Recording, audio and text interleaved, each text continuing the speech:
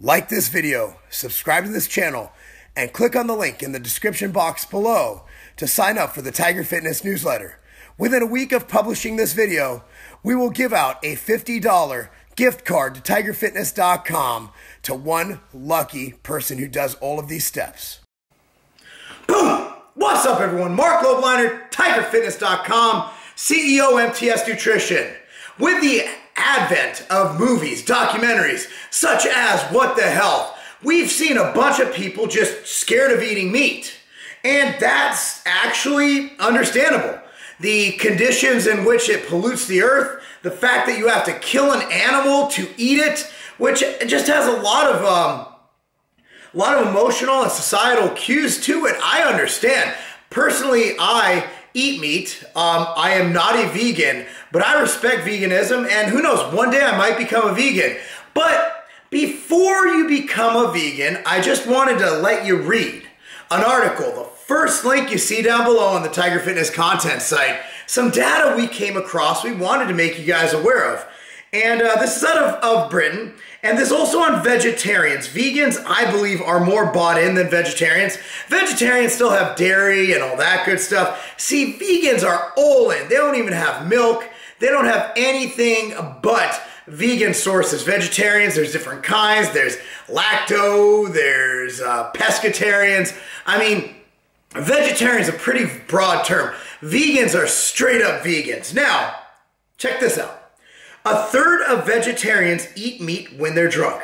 A new survey of British vegetarians found that 1 in 3 vegetarians, eat meat every time they're drunk on a night out, with kebabs coming out as the favorite illicit meat snack. Again, there's probably a societal difference. Like, I don't see American vegans or vegetarians going out and eating kebabs. I see us eating like a burger or something.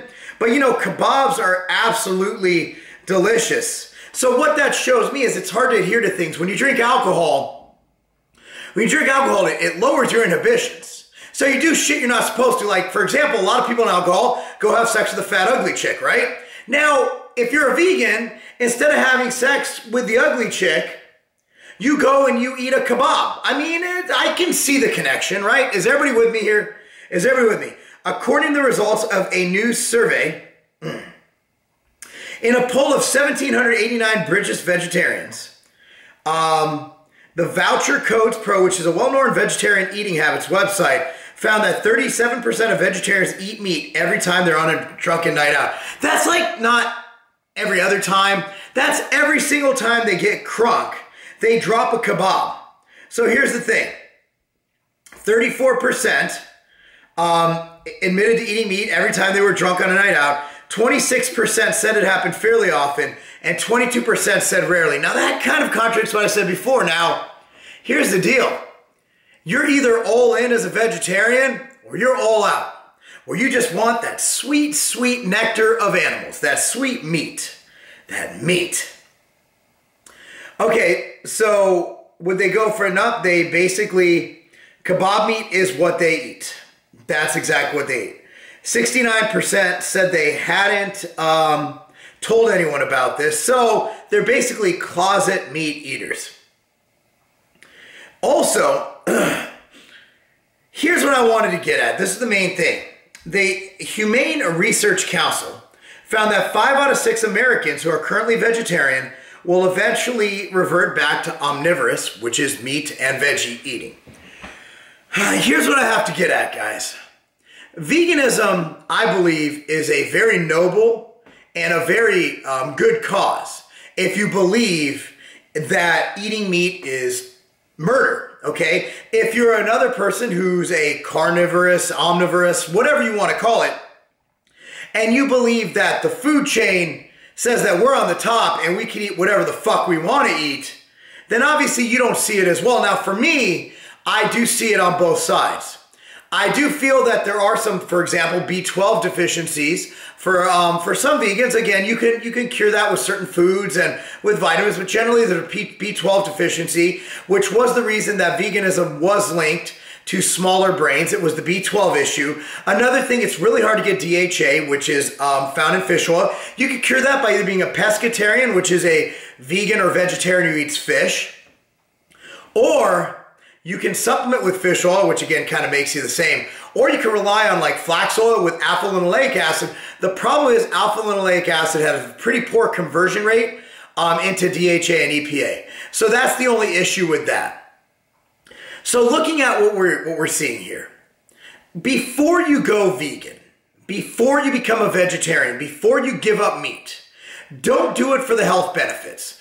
I have been coaching athletes since 1999. I've been coaching. That's almost 20 years. Being paid to coach. It's when I started training people. Actually, no, 1998. I'm going on 20 years. I can't even get people who eat meat to not eat ding-dongs, ho-hos, if you're in Australia, Tim Tams, or sweets or chips. People cannot adhere to their diet. The reason vegans are so awesome, and the reason I've done videos about why we should all aim to be more like vegans in our daily lives, is that they are doing it not for diet. They're doing it not for health. Yeah, that's a part of it.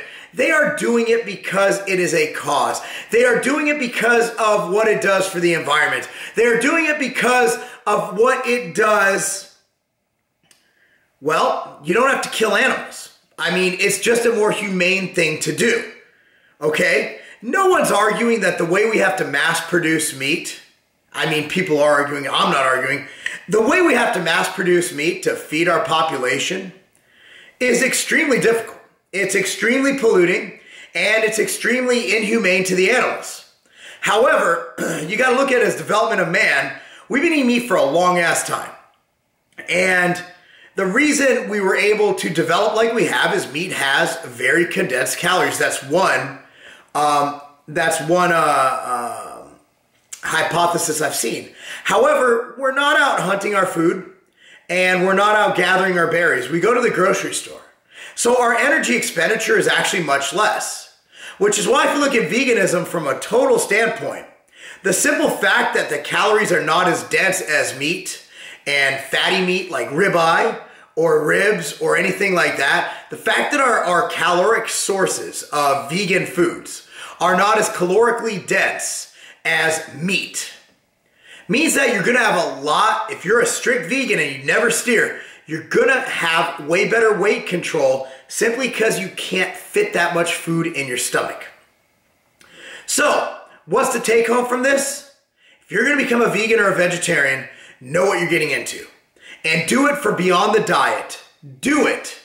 Become a vegan or a vegetarian for the overall benefit to the environment and to the world and the fact you're not killing animals. Don't do it to lose a couple extra pounds because people can't even adhere to meat-based diets when they eat meat. Anyway, guys, thanks for watching. Let me know what you think. Comment below. Again, click on the link in the description box below. Read the article. See the studies. That's not a game.